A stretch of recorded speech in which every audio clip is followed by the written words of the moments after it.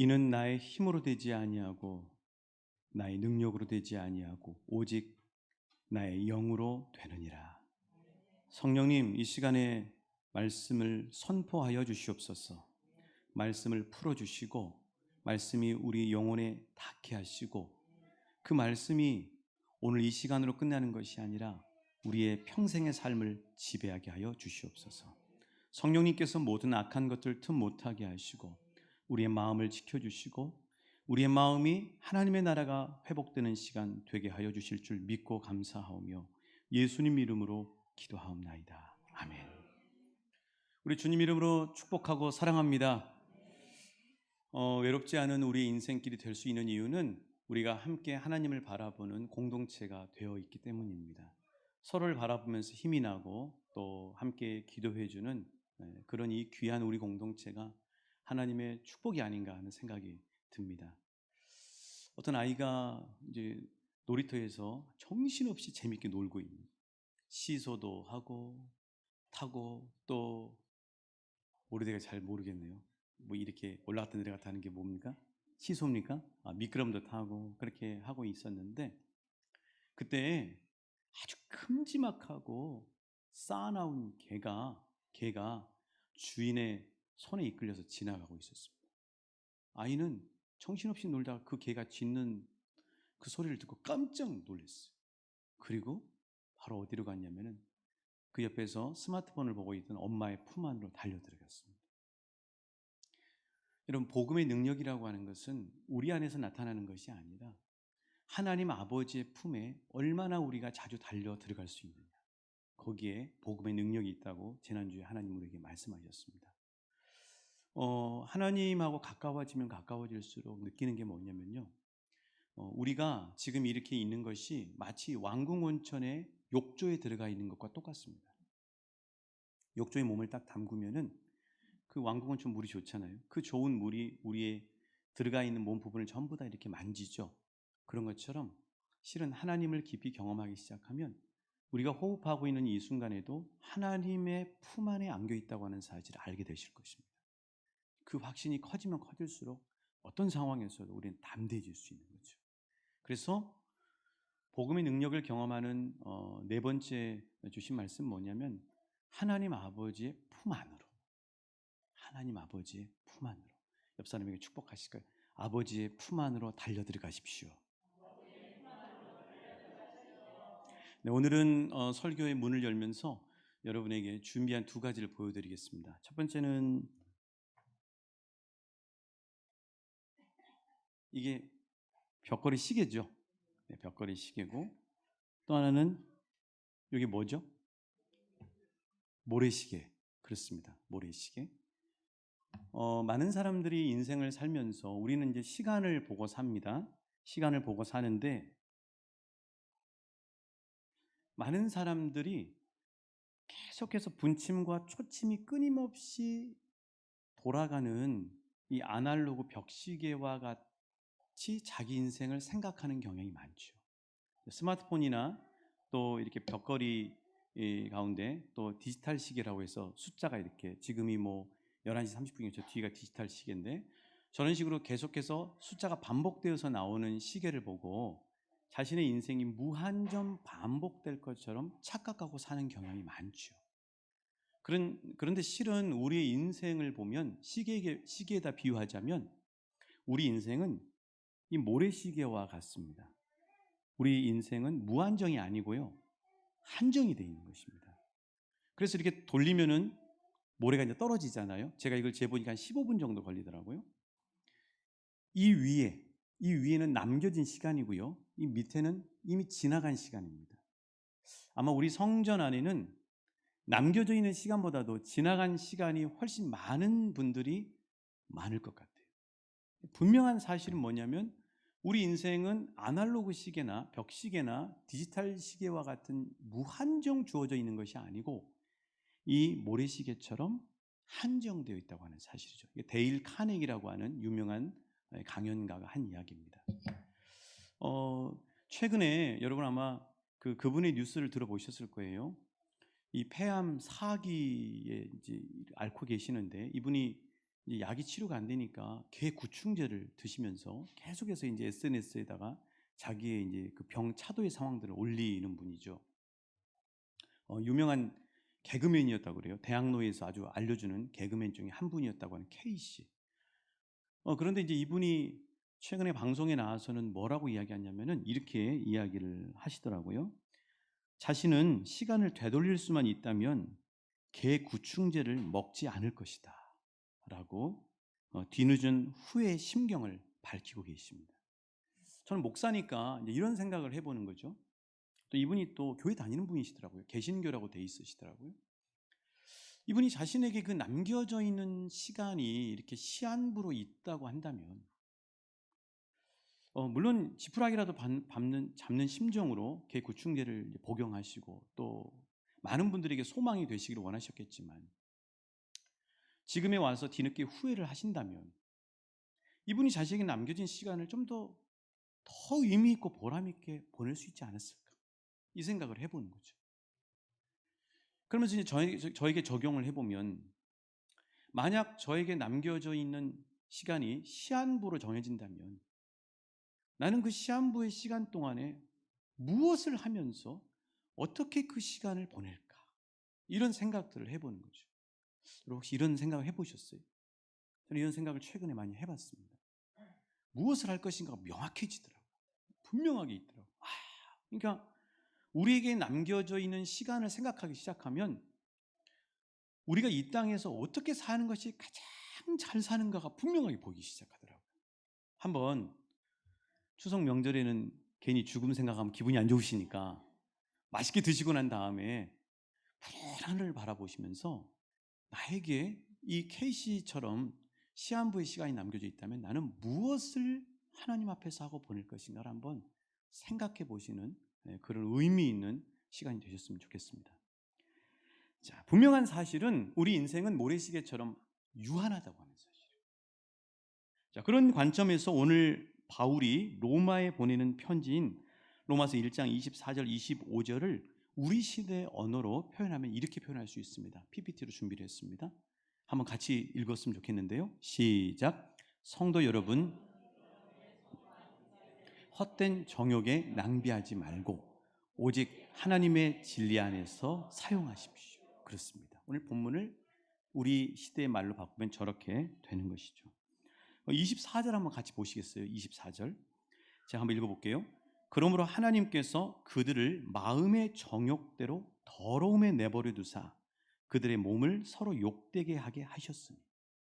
오늘 24절과 25절에서 대조가 되는 두 단어가 뭐냐면요, 마음의 정욕대로 사는 인생과 25절 한번 넘겨보시겠어요? 25절. 제 성경책만 넘어가네요. 25절에 보시면 이는 그들이 하나님의 진리를 마음의 정욕대로 사는 인생과 이게 이제 헬라어 원어로 보면 하나님의 진리 안에서란 말이에요. 사랑하는 저와 여러분이 마음의 정욕대로 사는 인생이 아니라 하나님의 진리 안에서 날마다 살아가시는 축복이 있으시길 소망합니다. 그럼 왜 마음의 정욕대로 이끌려서 사는 것이 안 좋은가? 다시 24절을 보시면요, 더러움에 내버려진다는 거예요. 이게 무슨 말이냐면요, 더 이렇게 실감 있게 말씀을 드리면은 스스로 마음의 정욕대로 살기 시작하면은 스스로 자기 인생을 쓰레기통에 내동댕이 치는 거예요. 그게 더러움이라고 하는 게 이 impurity라고 되어 있는데 쓰레기통에다 지저분한 데다 자기 인생을 내 던져버려요. 정욕대로 사는 게. 또 하나는 마음의 정욕에 이끌려서 하면은요, 그들의 몸을 서로 욕되게 한다 그랬는데 이게 뭐냐면요, 디크레이딩, 그러니까 이 사람의 삶의 질을 떨어뜨려 버린다는 것입니다.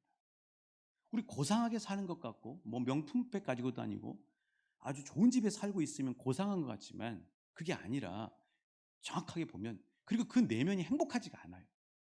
마음의 정욕대로 이끌려 살면 하나는 자기 인생을 쓰레기통에다 자기 인생을 던지는 거하고 똑같다.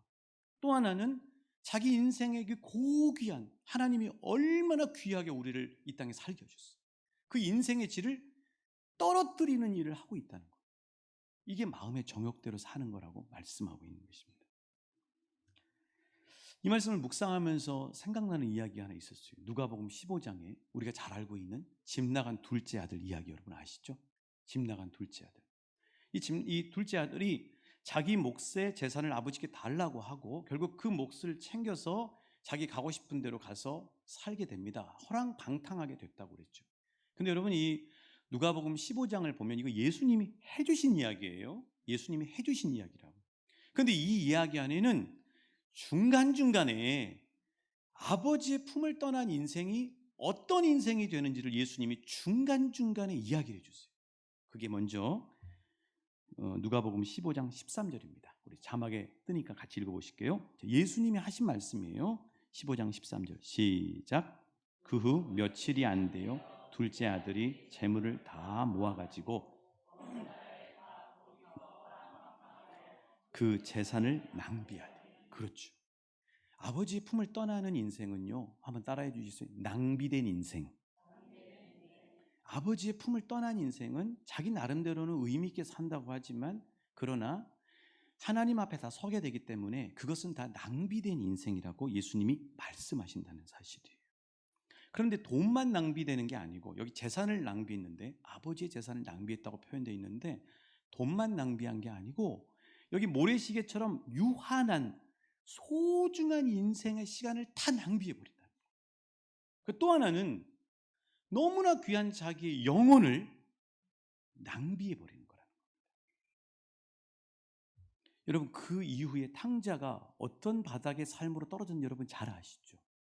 뭐 말할 것도 없어요.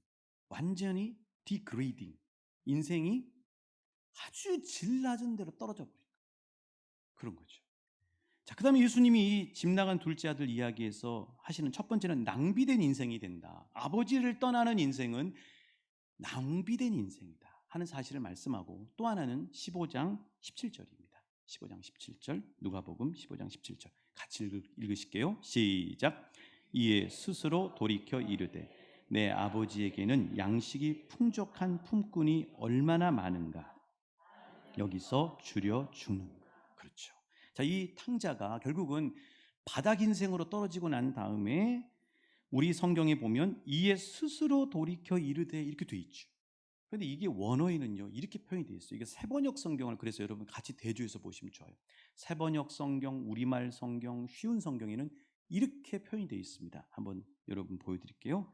자, 세번역 성경으로 같이 읽어보시겠습니다. 자, 시작. 그제서야 그는 제정신이 들어서 이렇게 말하였다. 내 아버지의 그 많은 품꾼들에게는 먹을 것이 남아 도는데 나는 여기서 굶어 죽는구나. 이에 스스로 돌이켜 이르되라고 하는 표현을 세번역 성경은요 그대로 PPT 띄워주세요.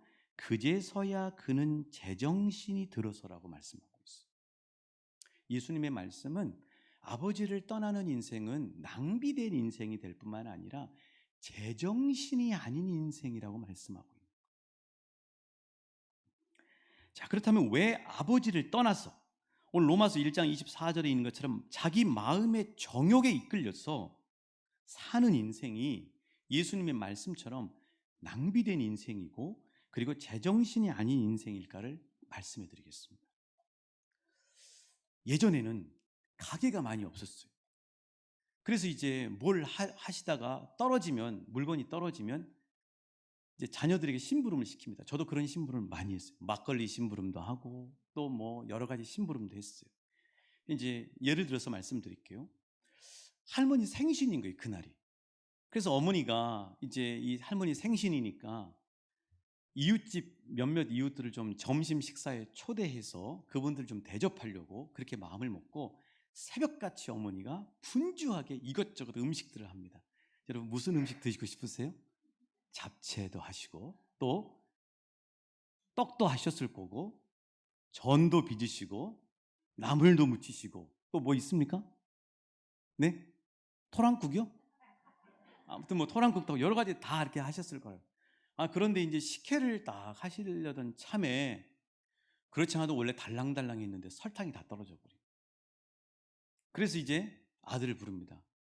여긴 철수라는 아들이, 이 집 아들은. 철수야, 너 포천 삼거리 가서 설탕 좀 사와라 하고 어머니가 철수에게 이야기를 하시면서 이 15,000원을 주신 거예요. 한 10kg짜리 사오라고, 큰 거 사오라고 그렇게 주신 거예요.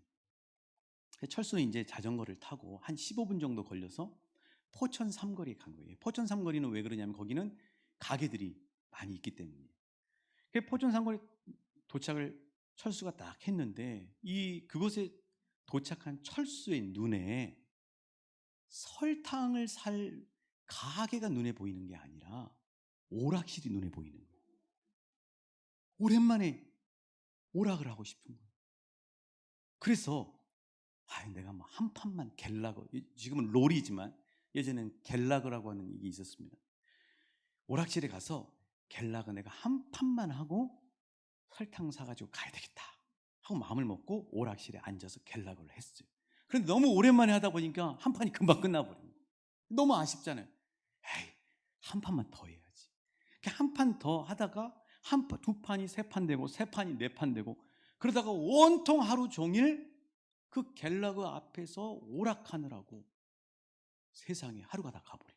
그리고 어머니가 주셨던 15,000원도 이미 동전으로 바꿔가지고 다 쓰고 난 다음에야 제정신이 돌아온 거예요. 여러분, 그때 이 철수의 마음은 어떤 마음일까요? 점심 때 할머니 생일잔치 한다고 그랬는데 어떻게 됐을까? 뭐 이런 생각도 들겠지만 그 생일잔치는 걱정하실 필요 없습니다. 여러분, 어머니가 옆집에 가서 설탕 빌려가지고 해서 잔치를 잘 하신 거예요. 벌써 이제 오락실을 나오니까 어둑어둑해져가지고 해가 벌써 질 무렵이 된 거예요. 그런 상황에서 자전거를 타고 집으로 돌아가야 될 철수의 마음은 어떨까요? 행복할까요? 가벼울까요? 아니죠. 고개 푹 숙이고 가야 되나 말아야 되나, 그러나 집에는 가야 되잖아요. 그런 마음으로 집으로 가게 될 거라고. 자, 여러분, 이 이야기가 어떤 이야기냐면요, 예수님과 바울은 자칫 우리의 인생이 이와 같을 수 있다고 경종을 올려주시는 거예요. 하나님 아버지가 천국 집에서 우리를 이 땅에 심부름을 시켜서 보내셨어요. 하나님 나라 잔치를 위해서 우리에게 15,000원보다도 훨씬 값어치가 있는 헤아릴 수 없는 달란트, 은사와 재능을 우리 손에 쥐어주시고 이 땅에 심부름을 시켜서 보내신 거예요. 그 은사와 재능은 무엇을 위해 쓰라고 주셨냐면 하나님 나라 잔치를 위한 목적으로 주신 거예요. 그렇죠, 여러분. 그런데 이 자녀가 하나님 나라 그 집에서 심부름 왔던 이 세상 삼거리에 가서는 아버지의 심부름 보내신 목적은 까맣게 잊어버리고 마음의 정욕에 이끌려서 오락실에 들어갔어. 이 오락실이 뭐냐면 25장에 나오는 우상입니다. 우상. 오락실에 들어가서 주신 돈, 그게 은사와 재능뿐만 아니라 지금 시간 안에 들어가야 되잖아요. 그런데 그 소중한 인생이라고 하는 이 돌이킬 수 없는 시간을 다 허비해버린 것이라. 그래서 어느새 어둑해질 무렵이 돼요. 그러니까 집으로 돌아갈 날, 우리에게 주어진 시간이 다 끝나는 날, 집으로 돌아갈 시간이 되어버린 거예요. 때는 이미 늦어버린 거죠. 아무런 심부름의 목적도 이루지 못하고 무거운 마음과 발걸음으로 집으로 돌아가야 될 후회스러운 인생이 되고 만다는 것이에요. 그래서 예수님은 24장 24절의 말씀처럼 마음의 정욕대로 사는 인생이 낭비하는 인생이고, 그리고 제정신을 못 차리고 있는 인생이라고 말씀하셨던 거예요. 사랑하는 여러분, 하나님은 우리를 이 땅에 보내실 때 결코 우연히 보내시지 않으셨습니다. 하나님은 우리를 2020년도에 이 땅에 호흡하며 살 수 있도록 하기 위해서 창세전부터 오묘하게 계획하시고 보내셨어요. 그냥 온 게 아니라고. 팔자에 의해서, 운명에 의해서, 사주에 의해서, 무슨 사시연한에 의해서 온 게 아니고 하나님의 오묘한 계획 속에서 2020년도를 살고 있는 거예요. 그리고 하나님은 이 땅에 우리를 심부름 보내신 목적이 있어요. 심부름 보내신 목적이 있다고. 저와 여러분이 이 땅을 사는 목적이 있어요. 이 땅 포천 삼거리에 보내신 목적이 있다. 각자 직업도 다르고 생김새도 다르고 은사도 다르고 하는 일은 다르지만 큰 목적은 뭐냐면, 따라해 주시겠어요? 하나님 나라. 하나님 나라 잔치. 그렇죠. 그 잔치는 천국에서 벌어지지만 이 땅에서 하나님 나라 잔치를 위해서 준비를 해야 돼요. 그래서 하나님 나라를 위해서 우리에게 은사와 재능이라고 하는 어마어마한 달란트를 주어서 보내신 거예요.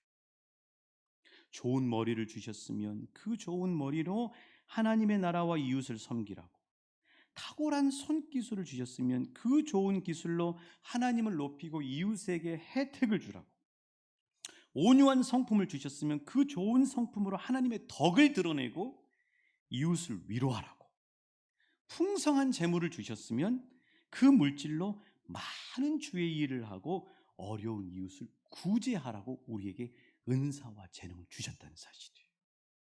안타깝게도 마음의 정욕대로 살게 되면요 25장에 이런 일에 빠지게 되는 거죠. 25절 말씀 같이 읽어보실게요.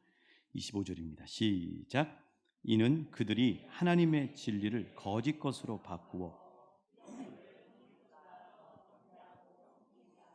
주는 곧 영원히 찬성할 이시로다. 아멘. 자, 우상숭배가 뭐냐? 25절에 답이 나와 있죠. 우상숭배는 뭐냐면요, 하나님의 진리를 거짓 것으로 바꾸어 조물주를 피조물보다 더 경배하고 섬기는 거예요. 그래서 자기 마음의 정욕에 이끌리면 하나님의 진리, 그러니까 하나님이 보내신 목적 대신에 거짓 것, 이게 우상이에요. 거짓 것의 오락실에 갤라고에 사로잡혀서 그 좋은 재능과 은사뿐만 아니라 인생이라고 하는 소중한 시간을 낭비해 버린 거예요. 자, 그럼 오늘 본문에 의해서 우상 숭배를 정의하면 이렇습니다. PPT로 보여드릴게요. 우상 숭배가 뭐냐? 자, 우상 숭배는 무엇이냐면요, 같이 읽어보실게요. 시작. 우리 앞에 있는 신의 형상이나 동상이 아니라 우리에게 주신 하나님의 목적과 은사와 재능, 그리고 시간이라고 하는 인생을 낭비하게 만드는 모든 거짓된 것들이 우상이에요. 그래서 이 거짓되라고 한 말이 푸슈도스라고 되어 있는데, 이게 뭐냐면요, 유사품이에요. 유사품에 속지 마세요, 이런 말 있잖아요. 이 땅에 심부름 와 있는 저와 여러분이 유사품에 속지 않으셔야 돼요. 그리고 하나님이 이 땅에 심부름 보낸 하나님의 목적대로 사셔야 되고요. 여러분에게 주신 재능과 은사를 드리셔야 되고요. 여러분에게 얼마 남지 않은 유한한 소중한 인생을 하나님의 목적대로 사용하시는 축복된 인생이 되실 우리 주님 이름으로 축복합니다.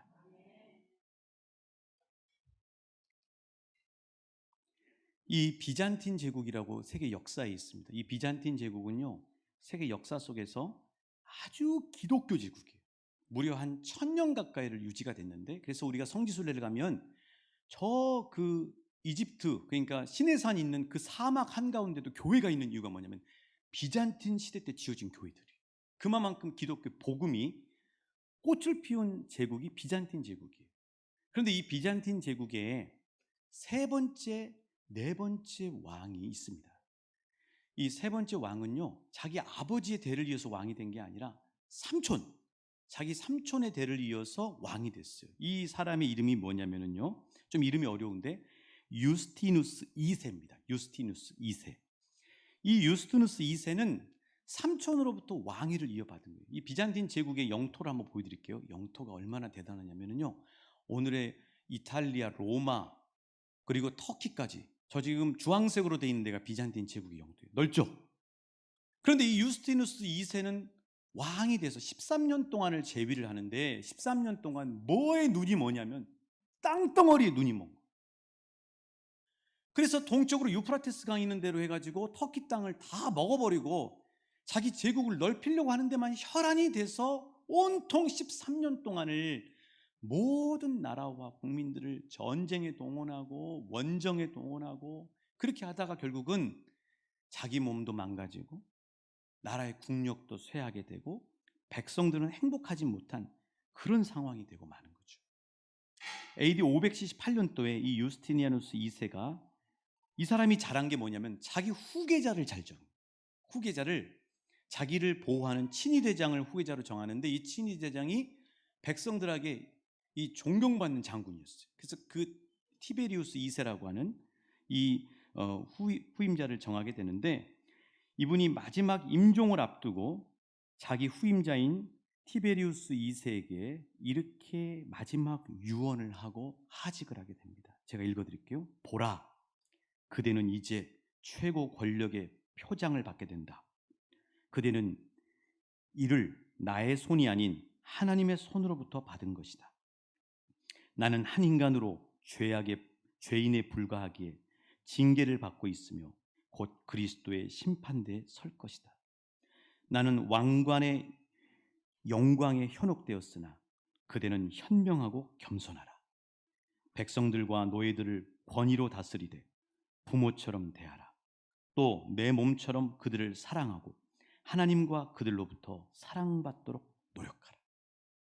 유스티니아누스 2세는 하나님이 자신을 왕에 세워주셨다고 하는 하나님의 심부름, 하나님 나라 제국 비잔틴 왕국을 이룰 거라고 하는 생각은 다 까먹어버리고 그 넓은 땅덩어리에 만족을 못하고 더 그 땅덩어리를 넓히려고 13년이라고 하는 재위 기간 동안에 다 인생을 허비하고 제정신을 못 차리고 하나님 앞에 가게 된 인생이 된 거예요.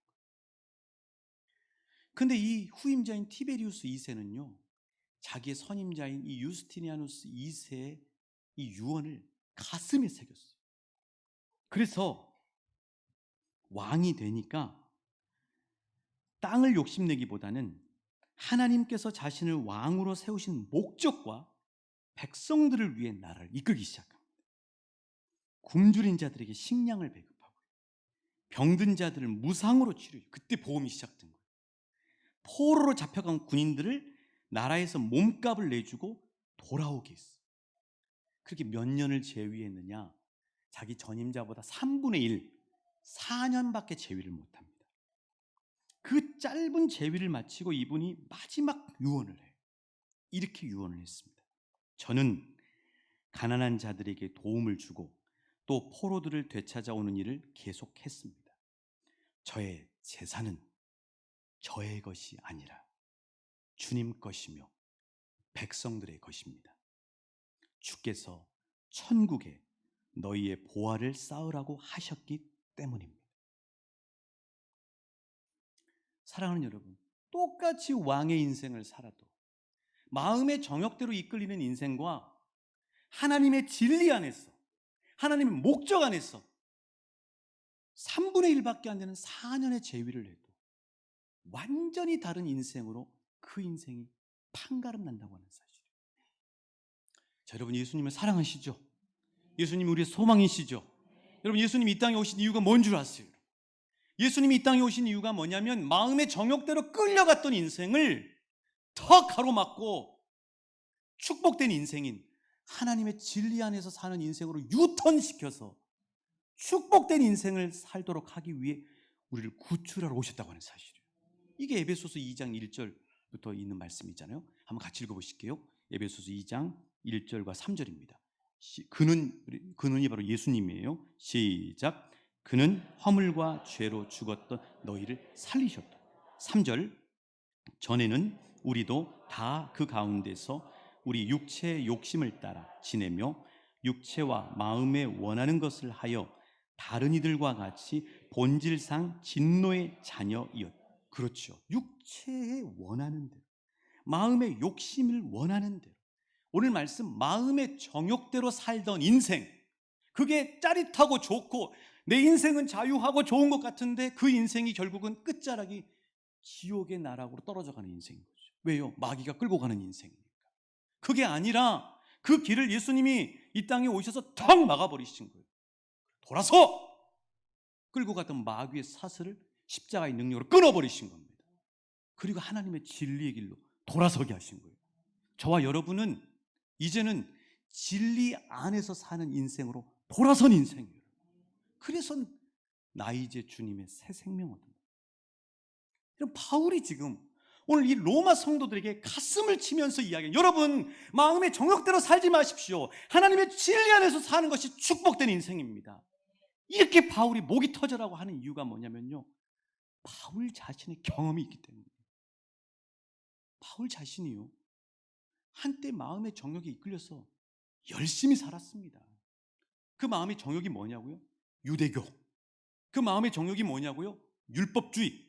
그 마음의 정욕이 뭐냐고요? 명예. 그 마음의 정욕이 뭐예요? 세상 지위. 그렇게 그 열심에 의해서 눈이 충혈돼서 혈안이 될 정도로 예수 잡는 사람들을 잡으러 다메섹 도상에 가던 바울에게 누가 앞을 탁 가로막았어요. 사도행전 9장에 예수님이 바울 앞에 나타나신 것은 다른 말로 표현하면 마음의 정욕대로 가던 바울의 앞길을 예수님이 턱 막으셨다는 이야기예요. 어떻게 만나주십니까? 빛을 비춰주시죠. 왜 빛을 비춰주세요? 마음의 정욕대로 끌려가고 있는데도 전혀 모르는 거, 인생을 잘 살고 있다는 거 생각하는 거죠. 여러분, 빛이 비치면요, 먼지가 다 보입니다. 이 안경에 있는 먼지도 보여요. 차 앞에 있는 유리의 먼지도 적나라하게 보입니다. 주님이 마음의 정욕대로 끌려가던 바울 앞에 탁 나타나셨는데, 가로막으셨는데, 그 가로막으시면서 빛으로 임하신 이유는 너 마음의 정욕대로 사로잡혀 있는 너 마음 안에 있는 모든 것들을 보라는 거예요. 지금 네가 사로잡혀 있는 저 우상들을 보라는 거예요. 율법주의, 유대교, 그리고 학벌, 명예, 세상의 지위, 이런 것들 다 보라는 거예요. 그래서 그 바울이 그 자리에 꼬꾸라집니다. 직가라고 하는 거리에 유다라는 사람의 집에 사흘째 머무를 때였어요.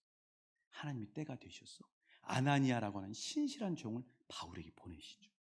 그리고요, 하나님이 바울에게 내가 너 이 땅에 신부름 보낸 목적이 뭔 줄 아니?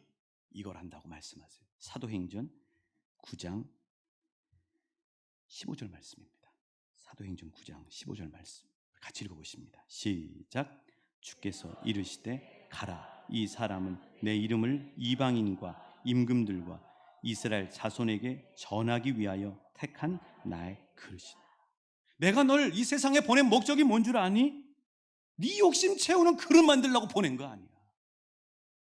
네 안에 복음을 담아서, 보혈을 담아서, 하나님 나라를 담아서, 말씀을 담아서, 사랑과 용서와 희생의 정신을 담아서 네가 가는 저 모르는 이방 땅에 있는 짐승 취급받는 저 많은 사람들에게 살리는 복음을 전하는 나의 그릇으로 너를 이 땅에 심부름 보내셨단다. 하나님의 아나니아를 통해서 깨우치시는 거죠. 그리고 난 다음에 18절 말씀 보시겠습니다. 사도행전 9장 18절입니다. 시작. 즉시 바울의 눈에서 비늘 같은 것이 벗어져 다시 보게 된지라. 일어나 세례를 받고 음식을 먹음에 강건하여 지니라. 제가 좀 더 읽었나요? 네, 그렇습니다. 중요한 사실은 뭐냐면 바울의 눈에서 뭐가 벗겨졌어요? 비늘이 벗겨졌어요. 육신의 눈에 탁 가려가지고 오락실만 바라보고 있는, 자기도 모르게 우상인지도 모르는, 그냥 절에만 가고 금 앞에 가면은 그게 우상인 줄만 알고 자기 목적과 재능과 시간이라고 하는 소중한 인생들을 낭비시키는 헛된 거짓된 것들, 그 거짓된 것들로 꽉 차있던 눈꺼풀을 하나님이 벗겨버리신 거죠. 육신의 눈을 벗겨버리신 거예요. 우상에 젖어있는 눈을 벗겨버리신 거예요. 영의 눈을 뜨게 하신 거죠. 하나님의 목적을 보게 하신 거죠. 하나님 나라를 보게 하시는 거죠. 동행하시는 주님을 보는 눈이 열리신 거죠. 그런 은혜가 있으시길 소망합니다. 여러분에게 그 영적인 눈이 날마다 떠있으시길 우리 주님의 이름으로 축복합니다. 그렇죠. 영적인 눈이 벗겨진 거예요. 영적인 눈이 떠진 거죠. 그러고 난 다음에 바울을 보십시오. 자, 20절입니다. 우리 가슴에 이 말씀 담았으면 좋겠습니다. 시작. 즉시로 각 회당에서 예수가 하나님의 아들이심을 전파. 저는 즉시로라는 단어가 너무 은혜가 됐어요. 세상의 마음의 정욕을 향해서 계속 열심을 내서 갔던 그 바울 앞에 예수님이 빛으로 쫙 나타나셨어. 빛 가운데 나타나셨어. 너 이 길 아니야. 돌아가. 눈을 벗기시고. 그러자 바울은 애굽의 고기가마를 계속 그리워하고 롯의 아내처럼 계속해서 집에 두고 온 것을 그리워하는 것이 아니라 유턴해서 마음의 정욕의 길은 이제 이별하고 살리는 길, 소망의 길, 하나뿐 있는 우리 인생을 소중하게 하는 길, 하나님의 진리의 길로, 즉시로 하나님의 진리의 길로 유턴해서 가는 축복된 인생이 됐다는 사실이에요. 이거를 생생하게 경험한 바울이 로마 여러분 아무리 화려한 로마의 제국의 이 화려한 것 가운데 있지만 여러분은 다 마음의 정욕대로 산다면 멸망으로 가는 인생입니다. 여러분 이 복음을 듣고 여러분을 만나주신 예수님을 통해 유턴하십시오. 하나님의 진리의 길로 걸어가십시오. 그것이 오늘 말씀 25절에 있는 것처럼 주는 곧 영원히 찬송할 하나님이시라. 하나님을 찬양하는 인생이라고 하는 사실이에요. 오늘 말씀을 정리하겠습니다. 오늘 말씀의 시작에 인생은 모래시계라고 말씀드렸습니다. PPT 띄워주십시오. 모래시계라고 말씀드렸습니다. 오늘 말씀의 마지막은요, 한가위도 되고 그랬어. 한자어를 여러분에게 드리려고 합니다. 수구초심이라고 하는 말이죠. 이 수구초심이 무슨 뜻이냐? 이런 뜻입니다. 여우가 죽을 때가 되면 그 머리를 고향이었던 구를 향해서 머리를 돌리고 죽는다는 이야기에서 나온 말이 수구초심. 목회를 하면서 보니까 너무 안타까운 건 뭐냐면 그 소중한 인생을 온통 세상의 정욕, 마음의 정욕에 다 써버리고, 여러분 반드시 모든 인생은 여우만 수구초심하는 게 아니라 모든 인생은 마지막에 수구초심하게 돼 있어요. 진짜 여러분. 근데 왜 마지막에 그 수구초심하냐고요. 건강할 때 젊은 날에 남겨지는 시간이 많을 때 수구초심하셔서 하나님 나라를 바라보고 하나님을 위해 쓰임받는 단 한 번뿐인 멋진 인생이 되어야 되지 않겠습니까? 오늘 말씀의 결론은요, 한번 같이 따라해 주셨으면 좋겠습니다. 수구초심, 빠르면 빠를수록 좋다. 함께 찬양하시겠습니다.